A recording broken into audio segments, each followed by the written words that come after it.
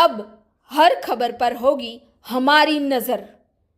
पल पल बदलती देश और दुनिया की हर खबर पाइए सीधा अपने मोबाइल पर। कलम युद्ध हिंदी न्यूज। नमस्कार, कलम युद्ध हिंदी न्यूज में आपका स्वागत है। मैं आपके साथ वैशाली पवार हूं। करते हैं नजर आज की खास खबरों पर। आज देडियापाड़ा विधायक चैतर वसावा कलेक्टर कार्यालय में याचिका देने जा रहे थे। पुलिस ने चैतर वसावा को मोड़ी चौकड़ी पर रोक दिया। चैतर वसावा के समर्थक सड़क पर बैठे नर्मदा जिले में अधिकारियों और एजेंसियों के भ्रष्टाचार को उजागर करने वाले चैतर भाई वसावा को पुलिस ने कलेक्टर को याचिका सौंपने से रोक दिया। इस पूरे मामले के खिलाफ हम नर्मदा जिले के कलेक्टर को याचिका देने जा रहे थे। हमारे साथ सरपंच, तहसील, जिला पंचायत सदस्य और उनके साथ कई अधिकारी भी थे। हालांकि हम सुबह से निकले हैं, फिर भी हमारे पास एक आवेदन है जो कि हमें दिए नहीं चाहते हैं। सरकार उस याचिका से इतना क्यों डरती है?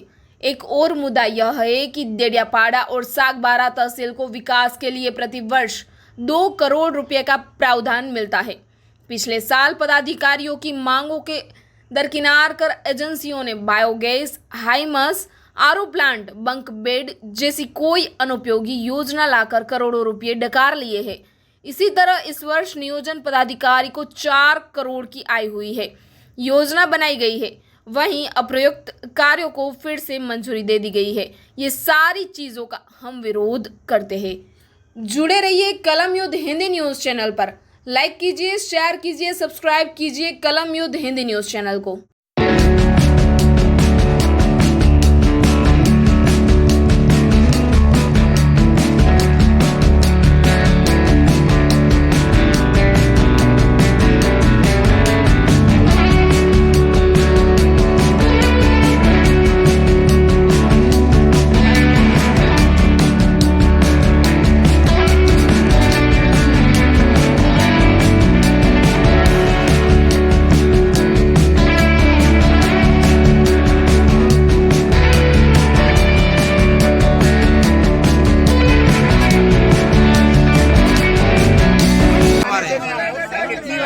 साइड में दम कर लेता है। 5 गाड़ी साइड में क्या होती है? 5 गाड़ी जवा दो। नागरिक से हमारा भी बोलवानो হচ্ছে।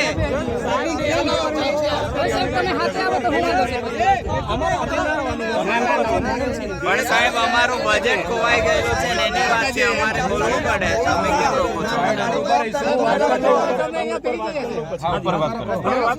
ચાલો આપણે 10 ગાડી લઈને બીજી ગાડી ના ના તમે અહીંથી જવા દે, તમને તો હું અહીંથી ગાડી તમે વાત કરી લો। 5 ગાડી તમારા ઉપર અધિકારી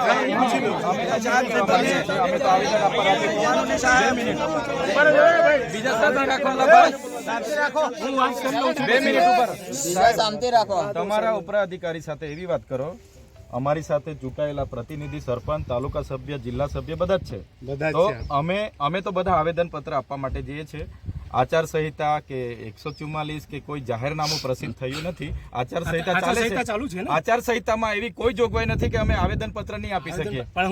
અમે આવેદન પત્ર એવું કોઈ 5 ગાડીનો કોઈ ઉલ્લેખ નથી। અમે 50 ગાડી લઈ જઈને બી આવેદન પત્ર આપી શકીએ છીએ। તેમ છતાં અમે તમને એ વિનંતી કરીએ છીએ કે તમારા ઉપરી અધિકારીને વાત કરો, મોવી ઉભા રહીએ, મોવી ચર્ચા કરી લઈએ। આ રોડ છે, રોડ પર ટ્રાફિક થશે, એના કરતા ત્યાં આપણે જરા સાઈડમાં કરો બધા। ના અહીંયા બીજી 2 મિનિટ ખાલી છે, અહીંયા બીજી કોઈ જગ્યા નથી। આપણી ત્યાં જગ્યા છે, ત્યાં આપણે ઉભા રહીએ। તમે પણ સાથે ચાલો, તમારા ઉપરી અધિકારી અમારા જે પોઈન્ટ છે એથી આગળ વાત કરી લો ને, વાત કરી લો। તો અમે તો જવાના છે, તમારી જવાના છે, ટેવ પડી ગઈ છે મારી ઘરે। પછી અમે તો જવાના છે। અરે વાત કરી લો તમે, હવે કઈ ગુનો કર્યો છે ઓપ્શન મૂકી નહીં તો અમે તો જવાના છે બધા જ જવાના। પોઈન્ટ તમારે જે ઉપરો અધિકારીને વાત કરો, હા ભરી વાત કરો, મૂવી આપણે સાઈડ પર ઉભા રહીને ચર્ચા કરી। હા ભરી અમારે રજૂઆત બી નહીં કરવાની સાહેબ, બજેટ ની વાત છે।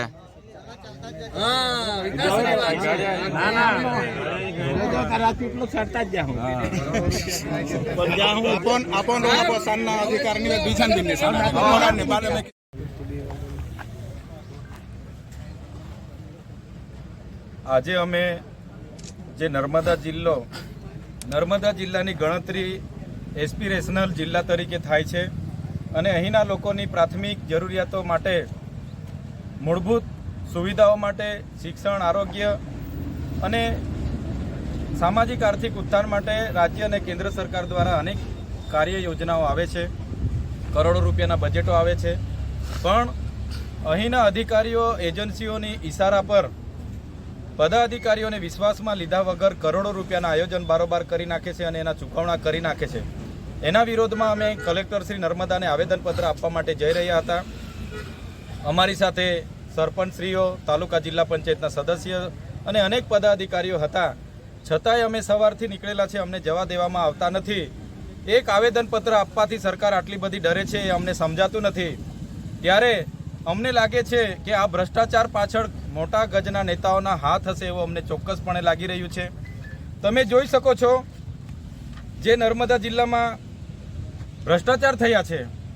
2022માં પ્રાયોજના વહીવટદાર અને કાર્યપાલક ઇજનેર દ્વારા કુવા, ચેકડેમ અને ઉદ્વહન સિંચાઈ યોજના માટે 8 કરોડ રૂપિયા એક બોગસ એજન્સીને ચૂકવણા કરી દેવામાં આવ્યા છે.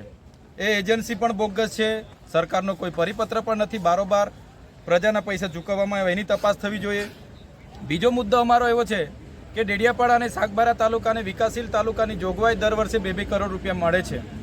ગયા વર્ષે પણ પદાધિકારીઓ જે માગણી કરી એને સાઈડ પર રાખીને બાયોગેસ, હાઇમસ જેવી બિનજરૂરી યોજનાઓ, આરો પ્લાન્ટ, બંક બેડ જેવી કોઈ બિનઉપયોગી યોજનાઓ લાવીને કરોડો રૂપિયા એજન્સીઓને ખંખેરી લીધા છે. એવી રીતે આ વર્ષે પણ આયોજન અધિકારીએ 4 કરોડનું બારોબાર આયોજન કરી દીધું છે અને આ વર્ષે પણ એવા જ કામો બિનઉપયોગી મંજૂર કર્યા છે. એનો પણ અમે વિરોધ કરીએ છીએ. સાથે વન વિભાગ દ્વારા છેલ્લા 5 વર્ષમાં એક પણ નિવિદા પાડ્યા વગર એમના લાગતા વળગતા કોન્ટ્રાક્ટરોને કરોડો રૂપિયાના બિલો, વાઉચરો ચૂકવી દેવામાં આવે છે. એનો પણ અમે વિરોધ કરીએ છીએ. સાથે મનરેગામાં જે એજન્સી ફિટ કરેલી છે એ એજન્સીએ આ વિસ્તારમાં ડેડિયાપાડા તાલુકામાં પોતાનું ગોડાઉન નથી રાખ્યું કે ડેડિયાપાડા વિસ્તારમાં કોઈ મટીરિયલ નથી રાખ્યું, રોયલ્ટીવાળા બિલો પણ નથી રજૂ કર્યા, છતાં પંચાયતો પર મોટી ટકાવારી લીધી છે. એનો પણ અમે વિરોધ કરીએ છીએ. અને આવતા સમયમાં જે આદર્શ ગ્રામમાં છે 18 કરોડનું જે રોડ રસ્તાના કામો અમે બધાએ લડ્યા ત્યારે સરપંચોને 18 કરોડના કામો આપ્યા અને બીજા 50 કરોડનું બારોબાર આયોજન કરી લીધું છે. એનો અમે વિરોધ કરીએ છીએ. અને તમામ કામગીરી, તમામ યોજનાઓ જ્યારે પણ આવે, જેનું બજેટ આવે તો ગામ પંચાયત પર ગામ સભામાં એનો ઠરાવ લેવામાં આવે, ગામ પંચાયતને જ કામ કરવાની અધિકાર આપવામાં આવે એવી અમારી માગણી છે. અને જેટલા પણ અધિકારીઓએ બારોબાર આ બિલો ચૂકવેલા છે એના પર તાત્કાલિક ધોરણે વિજિલન્સ તપાસ થાય. જે પણ અધિકારી, જે પણ કોન્ટ્રાક્ટર આમાં જવાબદાર એના પર કાર્યવાહી કરવામાં આવે એવી અમારી માગણી છે. અને સાથોસાથ આવનાર દિવસોમાં આ જો કાર્યવાહી યોગ્ય કરવામાં નહીં આવશે તો અમે ખૂબ મોટું જન આંદોલન કરીશું. એ ક્યારે અમે આ બાબતને લઈને પાછી પાની કરવાના નથી. આજે અમારા બાળકોના શિક્ષણ, કુપોષણ, સિકલ સેલ જેના માટે પૈસા આવે છે એ અધિકારીઓ, પદાધિકારીઓના ઈશારાથી બહારની એજન્સીઓને લાવીને ચાઉં કરી જાય છે. ત્યારે એની સામેનો અમારો વિરોધ છે. સાથે સાથે અમારા સિંચાઈ વિભાગમાં સ્ટાફ નથી, તાલુકા વિભાગમાં કોઈ હાજર નથી રહેતું, મામલતદારમાં સ્ટાફ નથી. ત્યારે આ બાબતને લઈને પૂરતા શિક્ષકો મુકાય, પૂરતી શાળા બંધાય, આંગણવાડી બનાય, એના માટે પણ અમે રજૂઆત કરવા માટે જતા હતા.